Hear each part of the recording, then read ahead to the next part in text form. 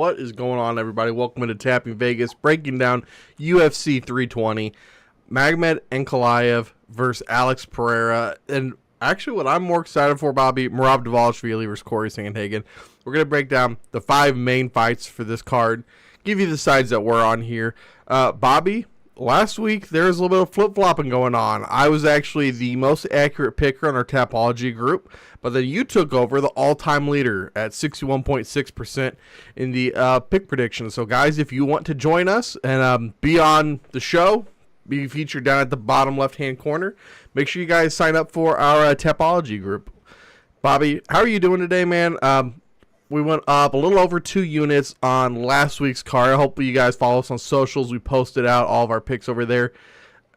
I was happy with it. Really a bad card. Making out with any profit was a positive. How are you doing, man? Yeah, it was nice to go positive on a very lackluster card. Not even going to try to sugarcoat it. Not even going to be, it was a sneaky banger. Let's just call a spade a spade. So 2 units positive, 100%. I'll take that every day. Nice to start to creep up on that all-time percentage leader on the Tapology. It's really great to do the Tapology. It's always a lot of fun with you guys. So, yeah, definitely join in on the fun with that. Get your belts and see if you can do good in the little Shark Tank we got going on over there. Absolutely, man. Absolutely. Please, guys, make sure you join. And also, if you haven't yet, please subscribe. We cover pretty much all the sports here on Better and Green. Bobby, let's just get straight into the fights, man. I'm going to have you take the first one. That is Abus Magomedov versus Joe Pyfer. Yeah, don't be shocked and surprised by this little name change they're trying to pull with Abus. I don't know what the hell this Abus Reppin or whatever the hell he's calling it, Abusipian or whatever, trying to hide the fact that his record's been so caca lately. Yeah, Joe Pyfer, first man in history to probably get a hair transplant and then voluntarily shave his head right after. So, fun fact there. Interesting fight. I've kind of been going back and forth as I've been thinking about it in the last few days and kind of doing the tape study.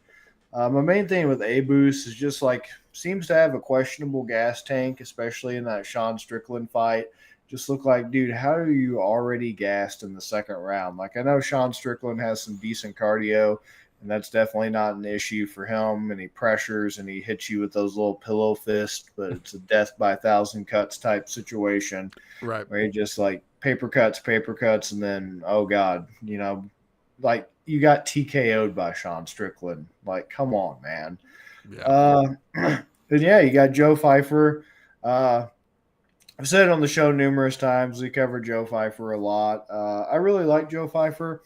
Feel like he's definitely, turned his career around. Ever since that loss to Jack Hermanson, it kind of looked like, okay, maybe this guy's kind of peaked. He's reached his ceiling.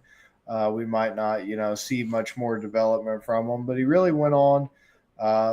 Marc-Andre Barriault's kind of looking shot, but still nice that you can put him away in round 1 with a punch. Mm-hmm. Even doing good in some grappling competitions is nice to see.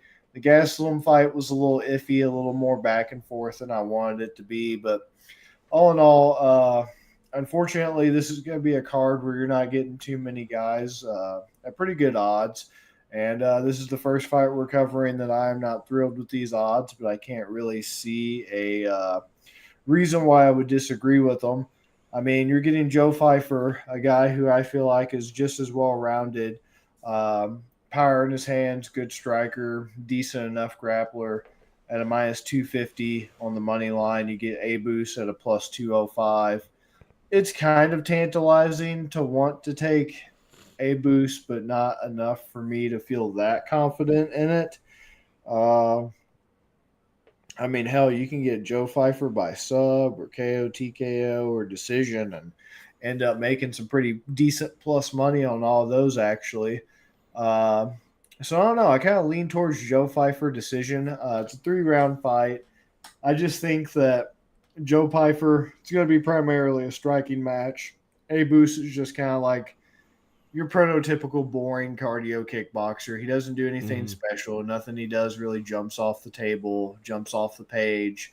does anything intriguing or special, very rarely grapples, just a whole bunch of average, just generationally average, a la Trevor Lawrence, is kind of how I would describe Abu. So Mm. I'm going Joe Pfeiffer. I think I'm going to go by decision since you're getting that at a pretty sweet plus tree fitty.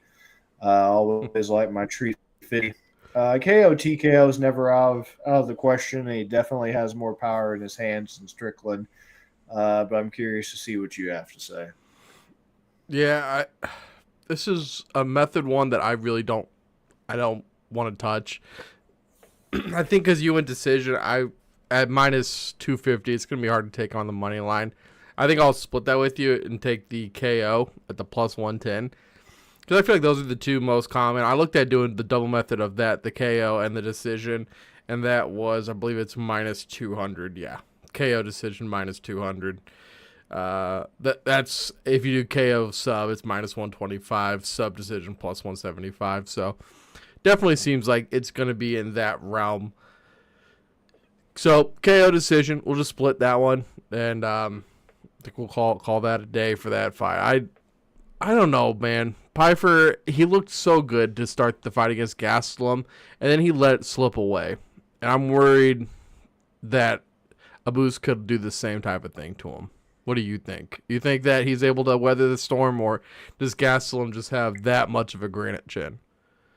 I think it's a combination of Gastelum just having that intense of a granite chin. I don't know that he's ever been knocked out in his career. I'd have to double check right quick. I think it's a combination of that. And also, it's going to be a race to see does Abus gas out before Joe Pfeiffer just kind of checks out and coast. Right. That's going to kind of be the fight that you're having to engage in on that. So, in a 3-round fight, because that was the main event. That's the other thing, I think. I'll have to double check. No, it was a 3-round fight there too, where he kind of slowed down. But I mean, Abus is a guy who was slowing down himself, like I mentioned in that Strickland fight.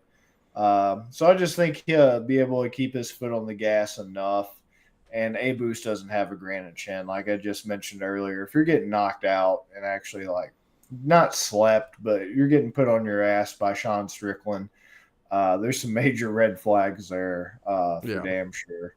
And yeah, Kelvin Gastelum, he's been submitted quite a few times, but he's actually never been KO'd or TKO'd in his career so far. I have the betting percentages here pulled up. Looks like 50% for the pot split both ways. 73% on Pfeiffer, so we're seeing a lot of sharp money coming on Abus, but once again, Vegas would rather pay 50% of minus 250 than 50% of plus 205, so. Oh, 100% for sure. There you go. Let's talk about the next fight. We got Josh Emmett versus Yusuf Zalal. Man, I really underestimated Yusuf Zalal last time we talked about him. So I don't think I'm going to do it again. I think Emmett was, I saw 11 years older than Yusuf. Yusuf just, he looks like an excellent striker. Looking at the Vegas percentages, 64% of bets on Zalal, but only 32% of the money. Once again, you have to remember this is money line, so that's 32% of the money at minus 470. So people aren't wanting to put money on it because you're not going to get paid out anything. So while it is public, there's a lot of sharp money coming in on the plus 360. 36% of the bets, 68% of the money at plus 360. Thinking that Emmett still has that knockout power, which he does, and he caught Bryce Young with it, or Bryce Mitchell, Bryce Young. I don't know, the way the Panthers play sometimes, he might have caught Bryce Young with it too. But he just put Bryce Mitchell's lights out. But other than that, I think his last win before that was 2023. So, yeah, give me Yusuf Zalal here. I guess Yusuf Zalal by decision. Because I think Emmett is a good striker and he's a good fighter. So, yeah, I'll say he loses on points. What do you think, Bobby? Yeah, I don't have much more to add to this. I absolutely am not a Yusuf Zalal fan in any way, shape, form, or fashion. I actually have an irrational hatred of him as a fighter. So I would love nothing more than to see him flatlined with Josh Emmett screaming over the top of him this Saturday. But instead, what I'm going to see is The same case of Josh Emmett at this stage in his career that I've been seeing go on ad nauseum for some time now, which is him winging, looking for that right hand shot against a guy who's just dancing around him and just using lateral movement, staying right at the end of Josh's range, never even getting touched, and just pop, hitting him, pop, hitting him, glide in, glide out, hit him with some good shit, go home with a pocket full of cash, as Nate Diaz would say.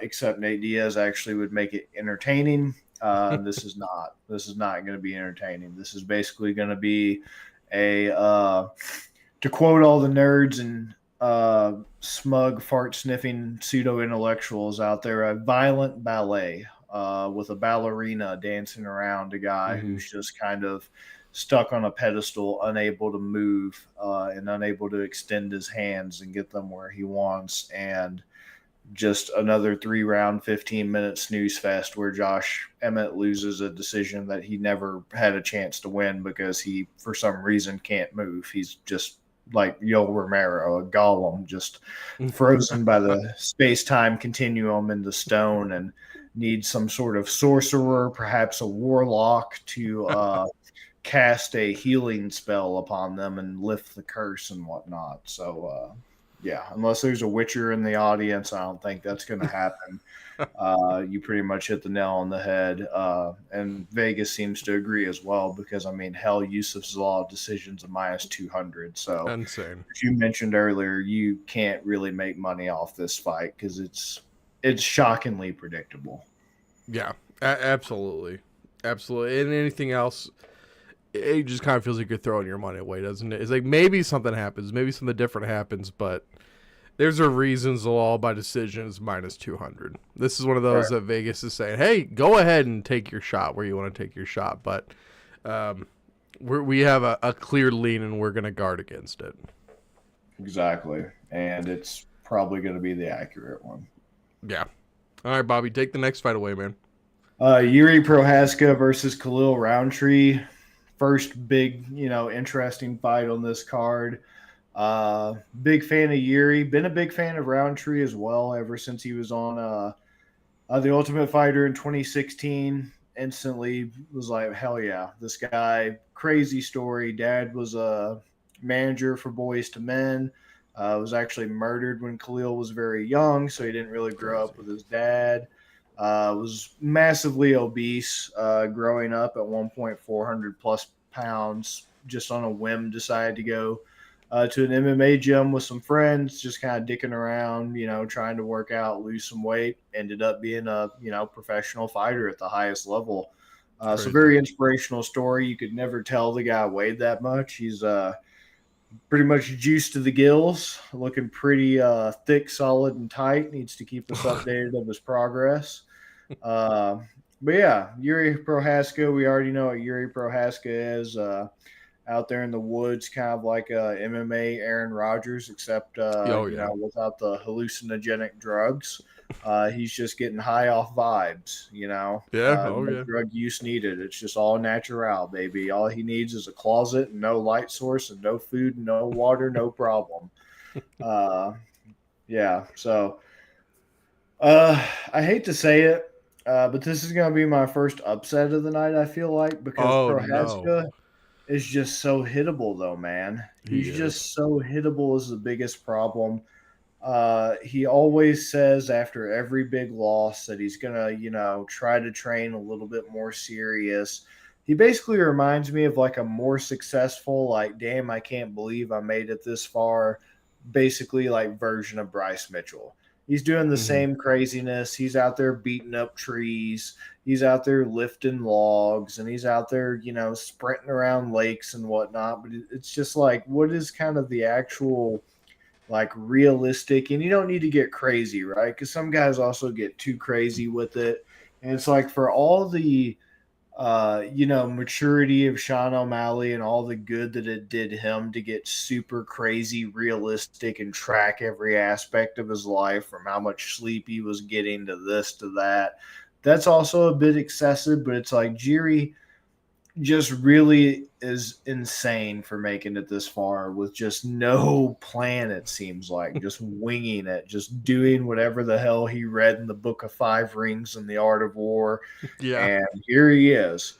Uh, Roundtree, I know a lot of people were like, oh, he's never going to be the same after that Pereira loss. It's Alex Pereira that he lost to. I mean, Right.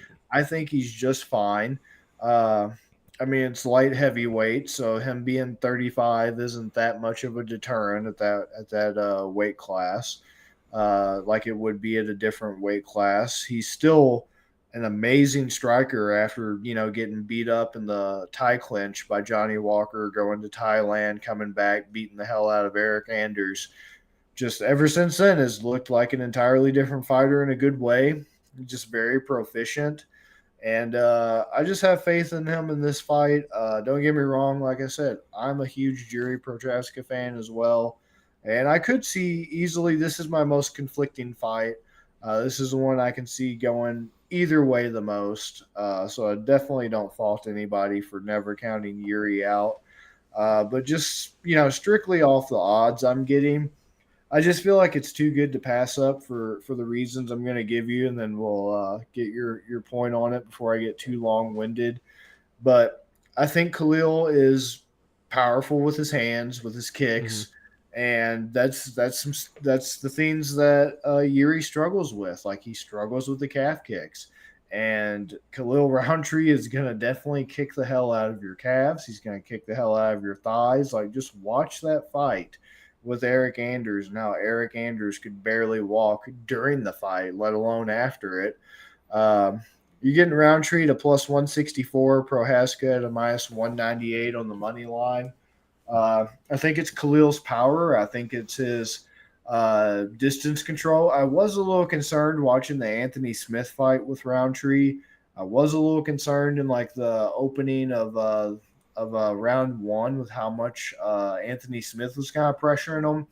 But I like how every time he realized he was getting pressured, he actually did something about it instead of what 99% of fighters do, which is just keep backing up until you're trapped and you have no choice but to angle out. He angled out well before he was completely backed up, went back to the center, got his distance back, and kept going. I think the calf kicks are going to be key. I think the thigh kicks are going to be key. And I definitely think he's going to be able early on to rattle Yuri, to get him a little concussed already from the jump, get him a little wobbled. And yeah, Yuri could easily just come back with his unorthodox bob and weave, hands down style, and call an ambulance, but not for me, get wobbled, and then immediately with his next punch knock out Roundtree instead. Could easily see that.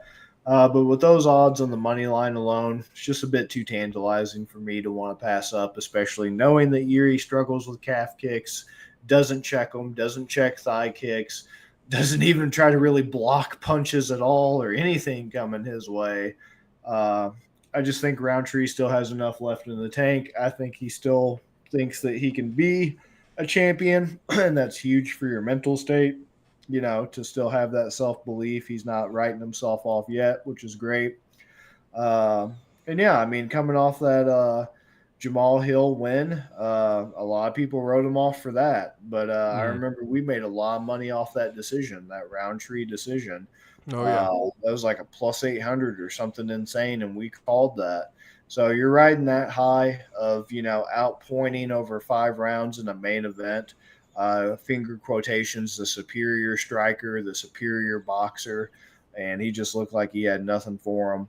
And I mean, hell, that Alex Pereira loss is about to be, a year old by the time this fight takes place. It'll be a little over a year old, and that was his first loss since 2021. So he had been doing pretty damn well for himself since then, and since that loss has occurred. So yeah, I just like Roundtree. I think for now I'll just stick with that money line since it's at plus. What do you think?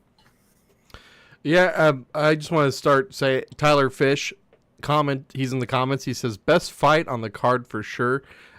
Hey, appreciate the comment, man. This is going to be an excellent fight. If you haven't yet, please subscribe, man, so you can join us every week. We love people in the comments, hearing your guys' thoughts, making sure we're covering the fights you guys want to hear about. Bobby, this is what is scaring me about this fight.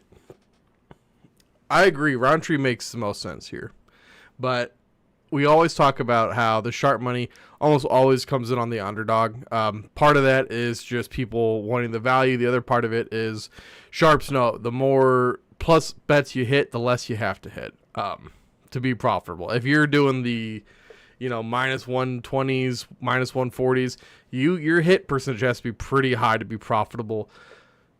And now we're seeing 51% of bets, but 55% of the money. I know it's only 4% of the sharp money, but that's on Yuri at almost minus 200.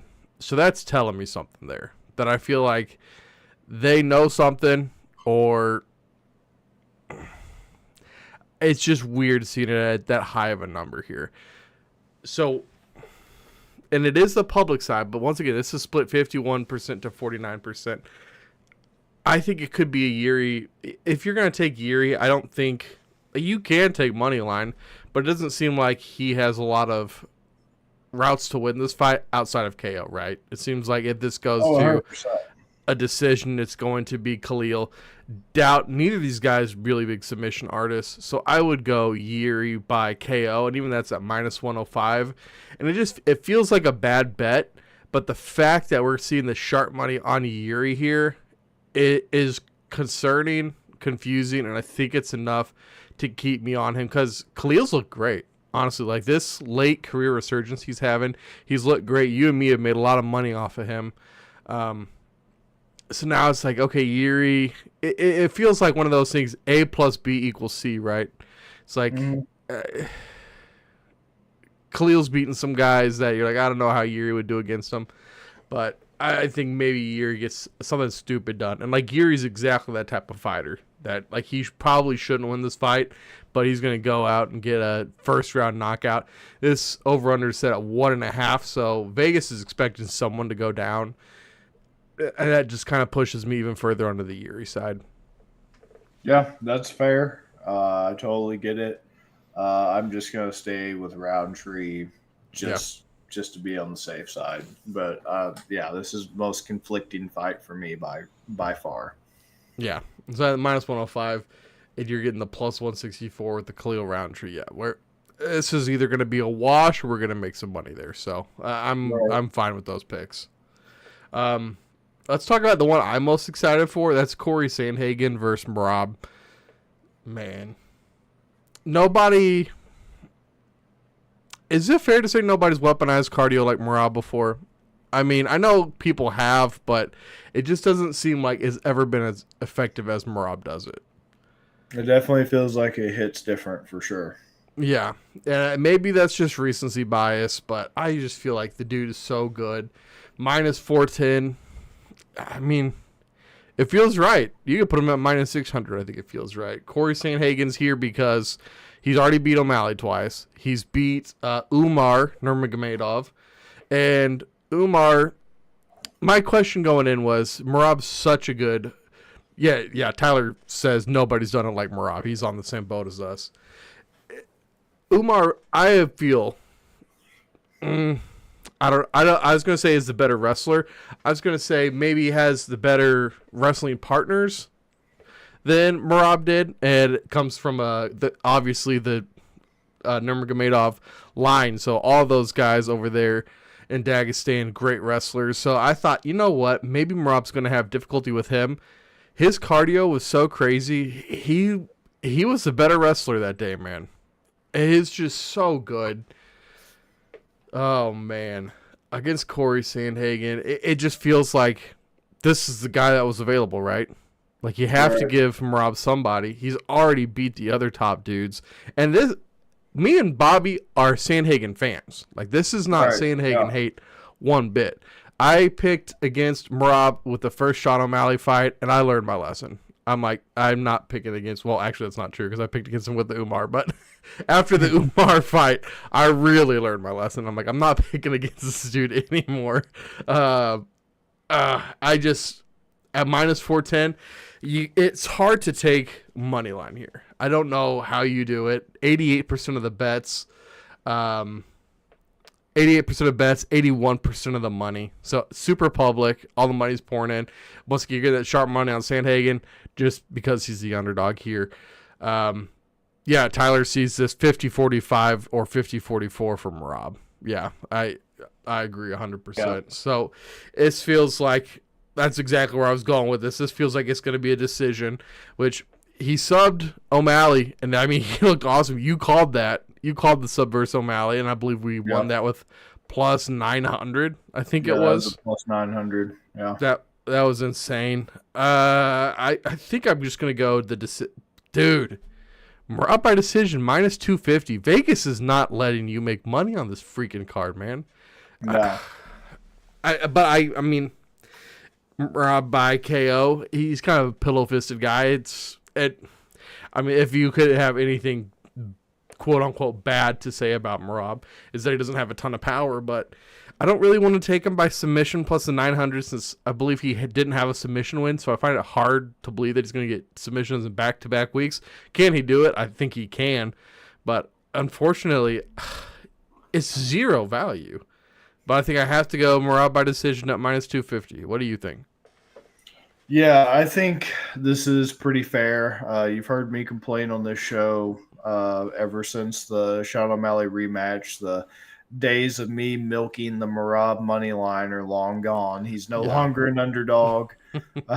He stopped, and the well dried up, and I'm pretty disappointed that we can't keep just robbing people blind with Merab being counted out. So that sucks, but yeah, I see Sandhagen as a better, more well-rounded Sean O'Malley, right? Like a big guy for the weight class, long reach, tall guy, et cetera, a little bit more grappling. That was always my biggest X factor. My biggest complaint with O'Malley is this guy really, a BJJ purple belt, or is his coach just fluffing him? Like that was something he struggled with early on in his career. He's never been challenged until Merab, and guess what? Got exposed, and it's definitely not a strength. That's for damn sure. Might not be a weakness, but he definitely couldn't defend any takedowns from Merab. Because, what does it matter if you even defend a Merab takedown? Sure, you can defend 5 out of 6. That's great. It doesn't matter because all it matters is the 6-1 puts you on your butt and you don't get back up. Well, you say you defend 5 out of 6 takedown attempts. What do you do with the other 4 minutes of the round? Right. Yeah, exactly. That also. Another thing that people aren't really taking into account, this team, Merab's team, has had a lot of opportunity and a lot of footage that they've already watched on Corey Sandhagen. Aljo first fought him a few years ago and climbed up his back and choked him out like it was nothing. So this team, since Merab and Aljo are both Serra Longo guys, already extensive tape study. People can get better. People can change, but I personally don't think Corey Sandhagen has changed that much. His most recent fight was against Davison Figueiredo, and that's usually what I like to look at, right, when I'm trying to figure out, okay, has this fighter evolved? Is anything changing over the course of their career? What's their most recent fight? What's it looking like? I can tell you this. You're not going to catch Merab content to just play the leg lock game on his back and get his face caved in like Davison Figueiredo. No. You're not going to see that because that's all the story was with that fight was Davison Figueiredo holding on to a leg lock like this is early 2000s BJJ or even like 2014, 2015 BJJ where guys were like crapping their pants in MMA like, dude, leg lock so OP, bro. How do you counter it, bro? You roll into it and you keep rolling. You come up on top and you bash their face in. That's what you do in MMA. So pretty simple solution. Took people a while to figure it out. Corey Sandhagen, every time Figgy tried to use that leg lock to do anything, rolled through, got on top to prevent his knee from being torn to shreds and bashed his face in, and Figueiredo's answer was just to get full guard. Merab is not a full guard player. Him and Aljo don't even know how to pass guard, let alone play guard.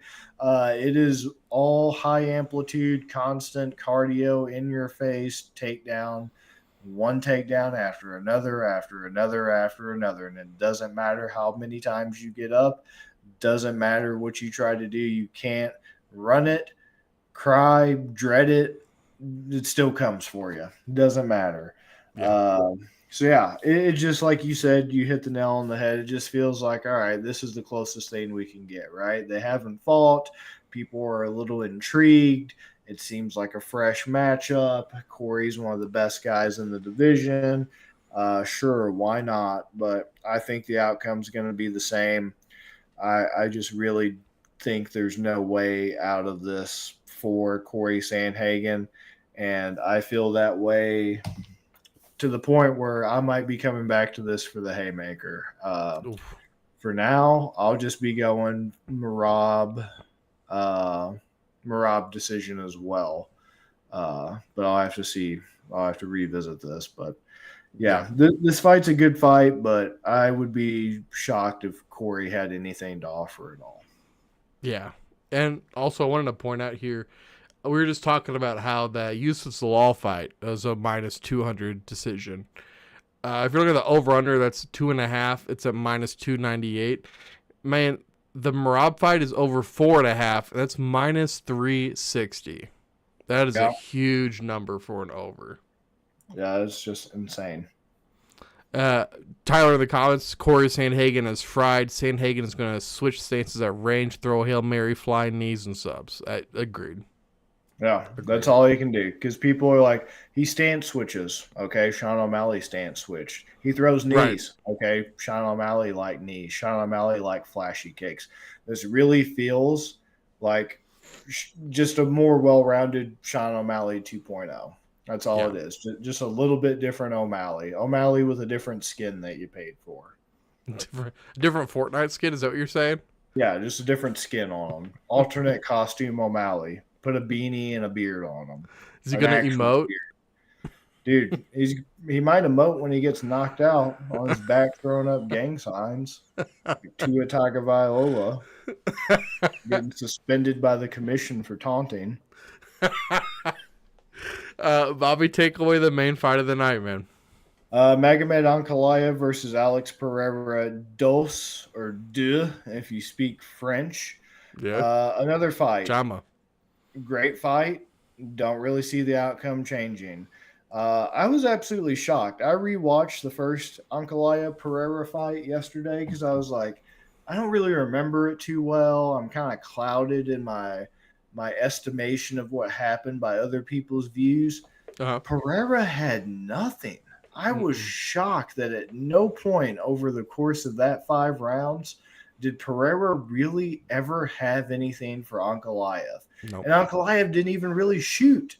The thing that he did, though, that made that a masterclass performance, and it is absolutely atrocious, it is boring, and it is disgusting to watch, but it is smart for real-life MMA, is every time at the end of every round he would clinch. He would clinch for like the last minute of every round.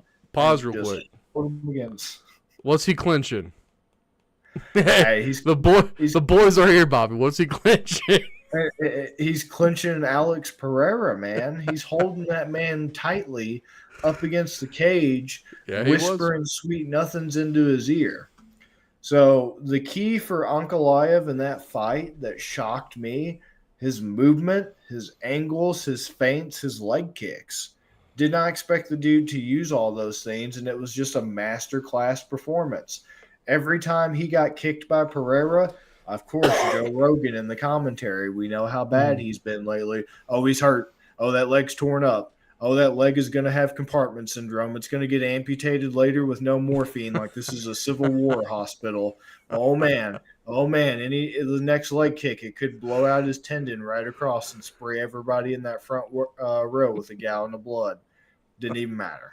It didn't even matter. And Alex Pereira was just shocked. He's like, damn, normally when I kick guys in the calf like this, they give up.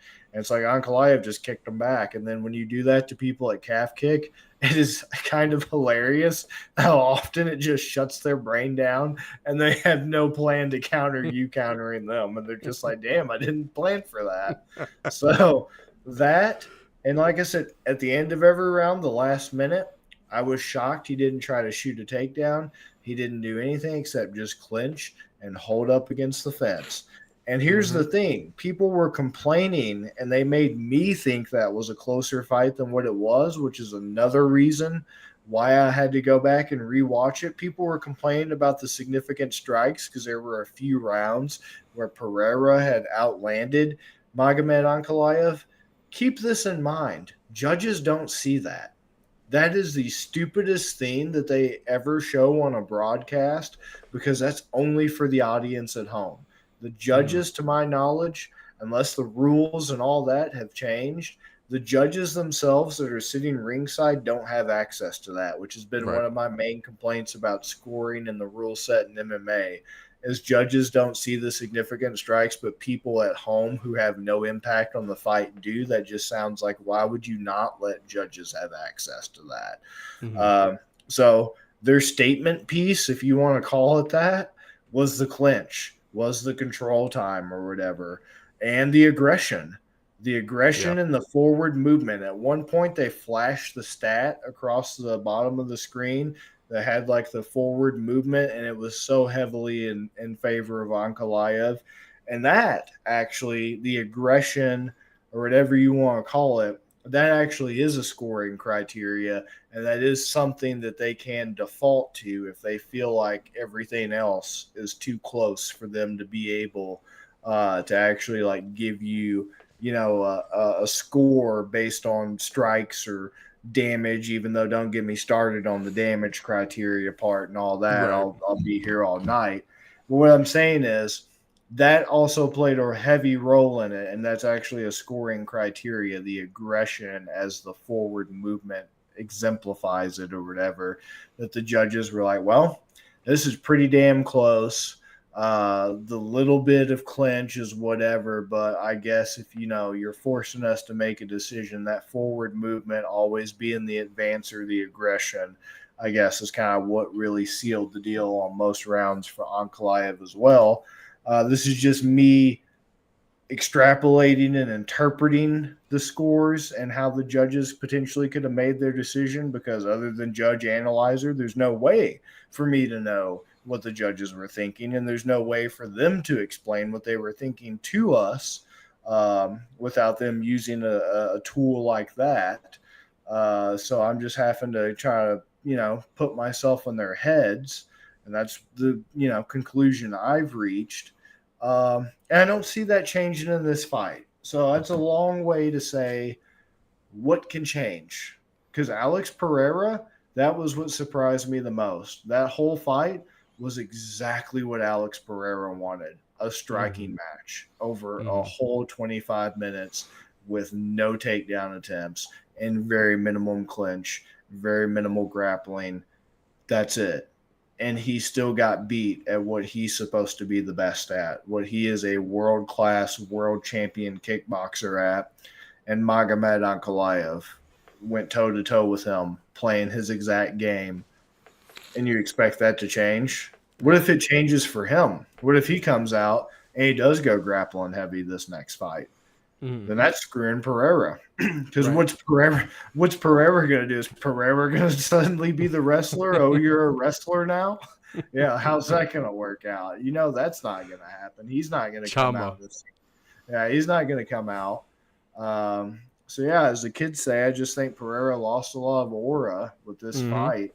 And I don't know that it's necessarily going to change. I think he met his match. And I always said, I like Pereira. I think he's fun. He's great for the division. He's entertaining. He gets a lot of new casual eyes on it.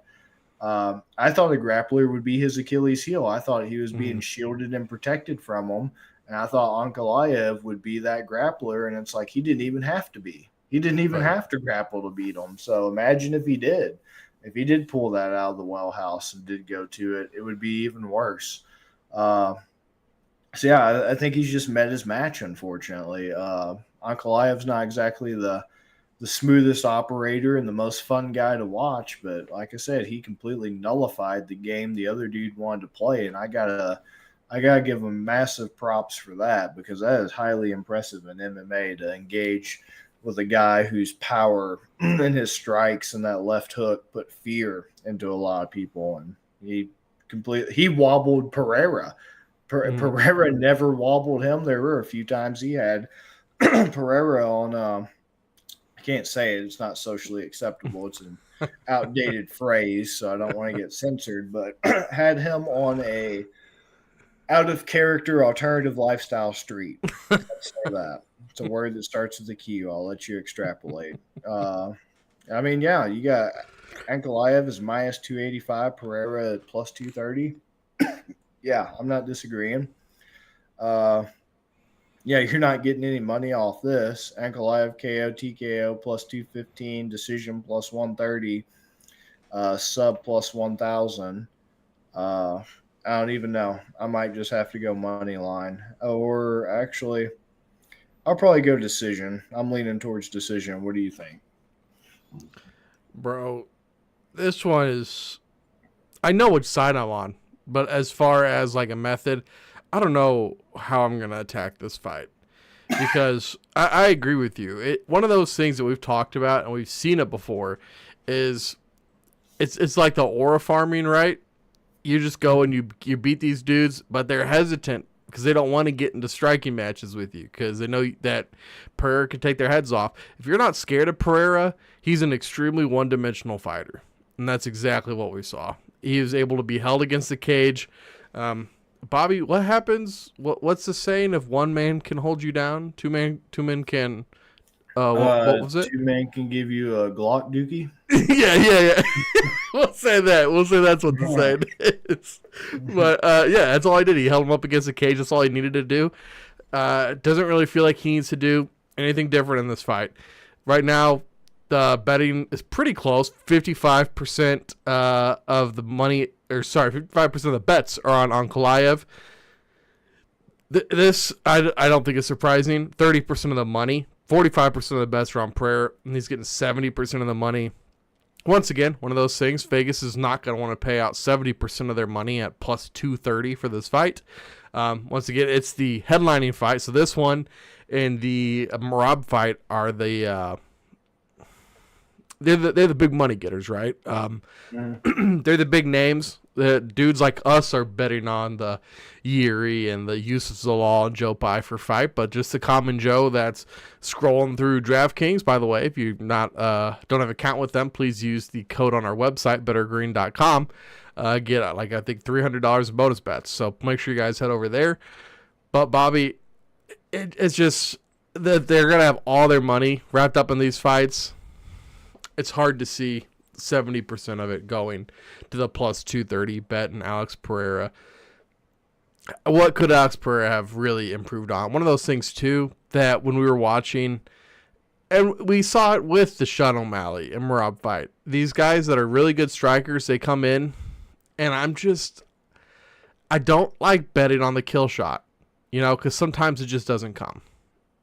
And that's what worries me here, because I think that's what we're betting on for Alex Pereira. You're not even betting that he wins a decision here, because you know that he probably gets held up against the wall again. So unless you're going Alex Pereira KO and just hoping that shot comes, I don't think he's a very good pick. So I agree with you. And people might be saying, he's going to get his revenge. Come on now. It's one of those things that this team's down to 3-1 in a series. They have to win, or 2-1 in the series. They can't go down 3-1 because then there's a chance you get gentlemen swept, and it's like, okay, well, they're just not that good. One of those things that if they were as good as people think they are, they wouldn't be in the situation that they are. So the fact that this is a quote unquote revenge fight for Pereira doesn't really move the needle for me. Over under set at 3.5. Interesting that because the over under at 3.5 is minus 130 for the over. So thinking it goes over that, but interesting it's not a 4.5 line. So they do think that there is some finishing potential here. I hate to go money line for Pereira. What is it? Okay, decision plus 130, KO plus 215, submission plus 1,000. If Ankalaev gets him down, do you think he can sub Pereira? I was thinking about what Tyler Fish said in the comments is actually interesting because he's saying Ankalaev was way faster than Pereira. I definitely agree. We mentioned Pereira got punked as well. We both pretty much think that, he did not look good at all. No. He's saying Ankalaev by TKO round 4. That's kind of looking, I don't know if I'd have the balls to name a round, but after he wobbled him like two times in that first fight, man, I might be leaning towards that now. KO TKO. That's a plus 215. That's not too shabby. Because KO and decision to get both of them is minus 250. Right. They're not going to let you make much money there. You want to split it? Do you want to stay on decision? I'll take KO, or are you switching to KO? I think I'm going to switch to KO. I just have a feeling. Because I don't even know if he's going to try to even get him down. You're like, if he gets him down, can he sub him? I don't think he's going to even have to. Like, I don't think he's going to even have to do anything other than maybe put an exclamation mark on it with the clinch again like he did the first time.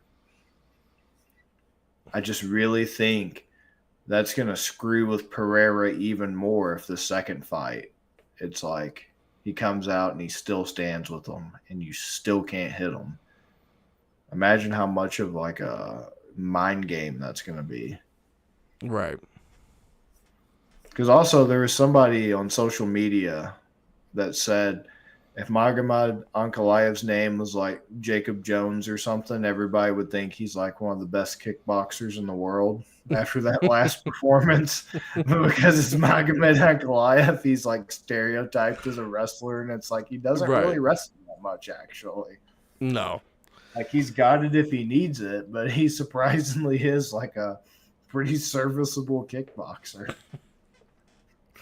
You know what?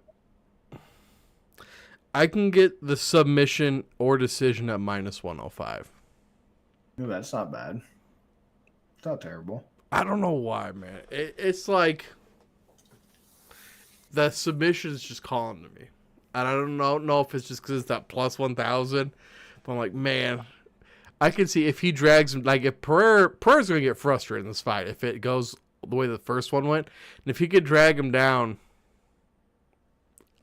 maybe he can get it, man. That's a good Pereira's point too, not a wrestler. Right. He's so easy. I mean, in that Israel, I think it was the second Israel Adesanya fight, they did have to take each other down quite a bit.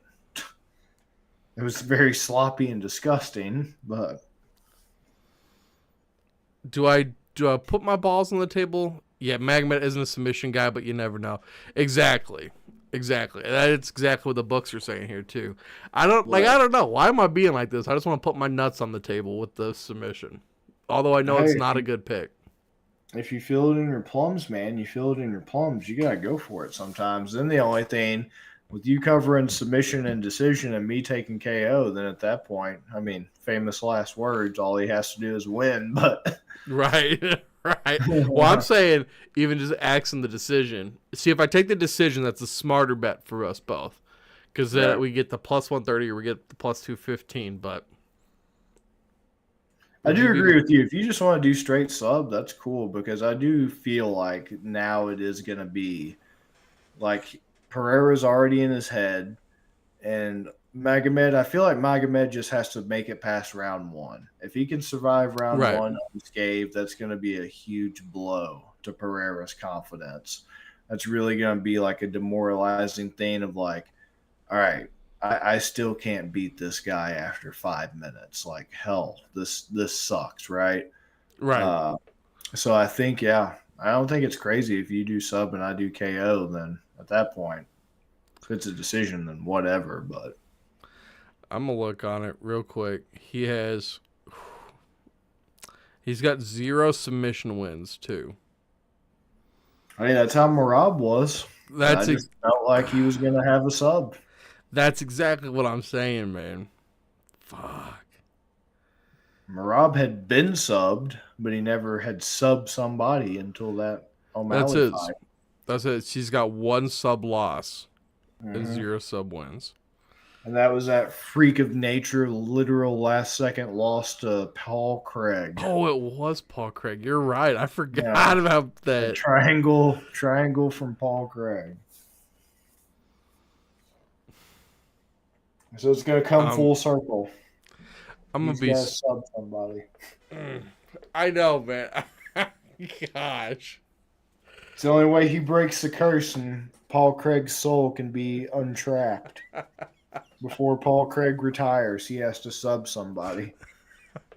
You know what? If we Pereira, we got a comment from Tyler. Pereira has a million things to worry about. Aunt just has to worry about Cliff and training, and his woman isn't fighting with him like Pereira's women are. Exactly. Exactly. That man does not have the same problems. He's got nothing to worry about. Pereira is the only one who is going into this fight. And sometimes rematches are weird, right? Because Yeah. sometimes I don't know what the statistics look like, but it's like the Dustin Poirier Gaethje rematch sticks out in my head. Like we were one of the few people like Gaethje's gonna win this, dude. But the main thing with that was people forget how close the first fight was. Mhm. That's the biggest predictor to me of how a rematch is gonna go. Is of course I'm gonna go with the guy that lost the first time if it was a close loss, right? Like even though Gaethje got KO'd, TKO'd in that first Poirier fight, it was neck and neck right up until that, and I felt like he just got caught. So that's another reason why I rewatched the Magomed Pereira first fight, but it wasn't close at all. Right. It was not close at all. So how can I have faith in a guy to come back and win a fight that wasn't close at all? And I'm sure there's examples in the UFC of that happening that are skipping my brain right now, that just aren't coming to me. But it's just not inspiring confidence, especially when they play the same game as their opponent. It'd be different Right. if he did come out and just wrestle them the whole time. It just shocked me the dude didn't even have to even try to wrestle. Didn't Right. even try. I'll say this too. If things go sideways and this is like a wash week and me picking the sub makes us -1 unit, it is what it is, right? It's just I'll take the loss. If it does hit, go crazy. Exactly. Go crazy. So, let's do it, man. Also, we got to remember that submission for O'Malley, Merab, not a sub guy. It was in the rematch. In the rematch after a decision win. Right. So maybe Let's we can do see it. the same. Maybe. Let's do it. Okay. We're putting a unit on it. Putting a unit on Ankalaev by submission. Bobby, every week we give the people one big plus odd play. It's going to be 2 this week after that one. But a big plus odd play that they can put on DraftKings with some of the money they get from signing up from the account on our website, bettergreen.com. What is a big plus odd play that you're looking at? Yeah, since we already have the Ankh sub out there, I got to go back to my man, Merab. It's the only one that I feel confident on, man. It's the only one that like gives me the most bang for my buck. I think if Aljo subbed him with no problem, no issue, made it look easy with the rear naked, I think Merab can do the same, and I think we're going to have to start putting some respect on his name as a guy who, now that he's a champion, is out here subbing. So, again, for the second time in the show history, Merab sub at an exact down to the decimal plus 900 yet again. I was going to say, where you're going that way again, and you're getting that plus 900 again. Wow, man. If those two happen alone, we're probably setting a new record, because I believe the record's 18 units on a fight card. So we have 19 right there, as long as we don't screw up the rest. Hey, we might, but this is how you get big, by making big moves. We'll Absolutely. see. Absolutely. And before we get out of here, also Tyler, thank you for all your comments today, man. We've enjoyed having you in the chat. Thank you so much for hanging out. The dude from the really bad fight that pretended to be knocked out just fought last weekend. Bellato. Yeah. What do you think after last week's performance, man? They got a cut, bro, right? Let me double check what happened with that. He got decision by Navajo Sterling. Oh, but still, I mean, that was a feeding. Yeah, they wanted Navajo to keep that undefeated to feed them. I don't know. He's 12-3. I think you keep him around just a little bit longer to keep being a feeder. That's about it. It was just so I hated that so much. I'm like, get this man out of here. But yeah, maybe you're right. Maybe the better answer is just letting people beat the hell out of him for the next couple, next 3 or 4 fights before you do cut him.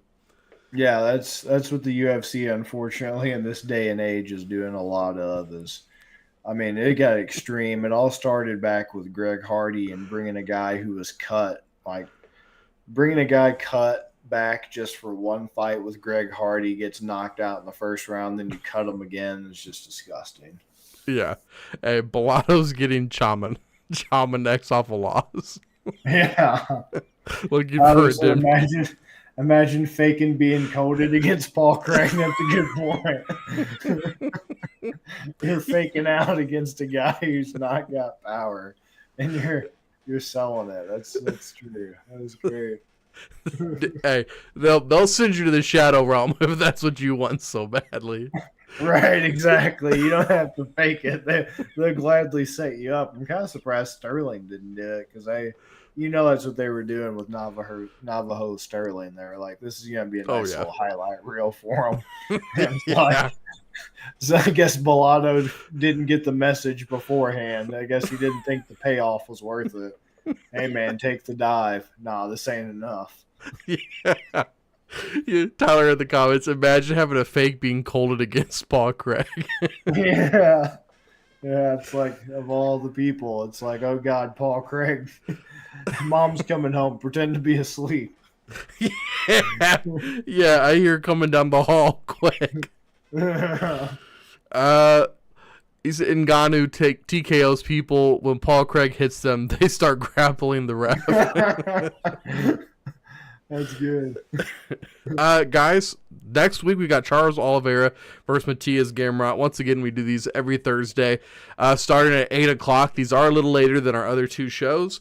And then these are also available. If you do miss the live, we repost them on YouTube, so you guys can always watch them. But thank you guys for watching. Oh, look at that. Even DraftKings is peacing out. They say, yeah, we're done. We're done showing these. So thank you guys for watching. We'll see you guys next week. Peace, guys. Peace.